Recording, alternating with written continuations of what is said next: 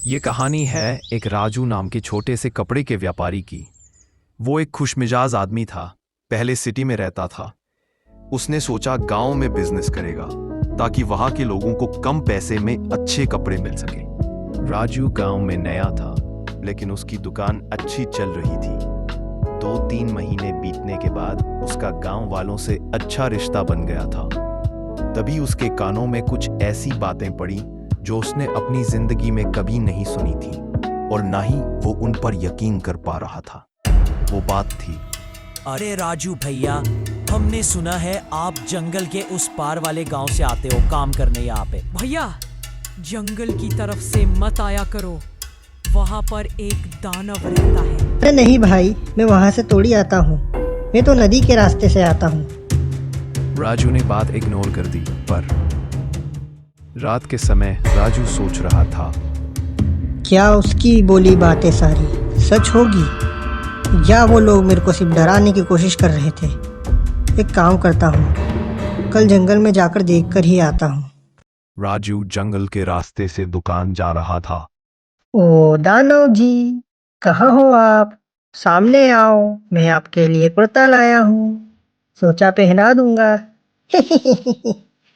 यहाँ तो कोई दानव नहीं है, और ये रास्ता भी मेरे दुकान के बहुत करीब है। एक काम करता हूँ, कल से मैं यही रास्ते से आया करूँगा। दुकान पे राजू उसके यहाँ काम करने वाले छोटू को बोलता है, तो छोटू, जंगल में सच में कोई दानव है?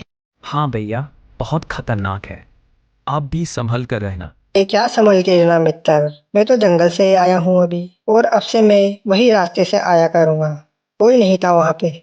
छोटू राजू की बात सुनकर बहुत हैरान था। वो कुछ बोलता उससे पहले मुझे लास्ट 2 मंथ का हिसाब चाहिए। कुछ दिन बीत गए। राजू रोज जंगल से आता था दुकान पर। एक दिन वो बहुत खुशी से दुकान की तरफ जा रहा था, और तभी, मैं भूखा हूँ। अरे बाप रे, क्या करूँ अब मैं? सोच राजू सोच, वरना ये दानव तुझे खा जाएगा।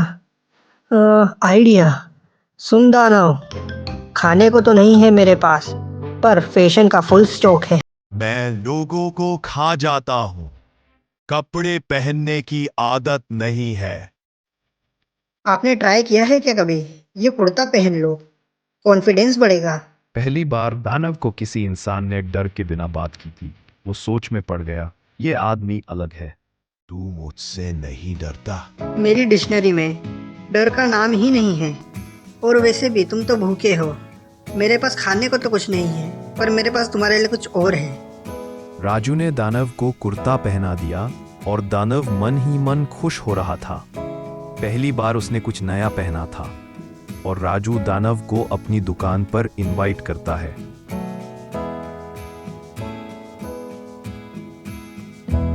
दोनों दुकान तरफ जा रहे थे, और गांव के लोग दूर से देखकर डर रहे थे।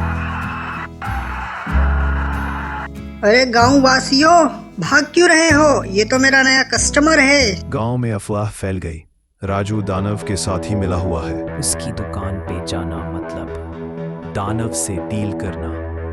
हम तो दूर से ही नमस्ते कर लेते हैं। राजू उदास था, क्योंकि वो तो सिर्फ मदद कर रहा था। अरे दानव भाई, अगर तुम गांव वालों से दोस्ती कर लोगे तो सब ठीक हो जाएगा। पर सब मुझसे डरते हैं। आइडिया, एक काम करते हैं, विलेज में फैशन मेला लगाते हैं, जिसके अंदर तुम मॉडल बन जाना। अगले दिन राजू और दानव ने मिलकर मेला लगाया, विलेज फैशन मेला।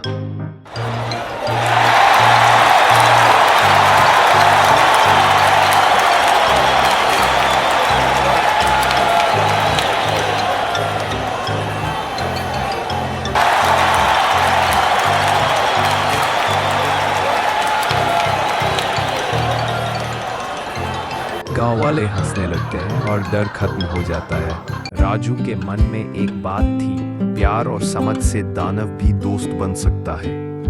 देखा भाई, कपड़े सिर्फ लुक ही नहीं, लोगों की सोच भी बदल देते हैं। अब मैं किसी को नहीं खाऊंगा, अब मैं सिर्फ स्टाइल दिखाऊंगा। और इस तरह राजू ने न सिर्फ अपनी दुकान बचाई, बल्कि एक दानव को फैशन मॉडल बना दिया।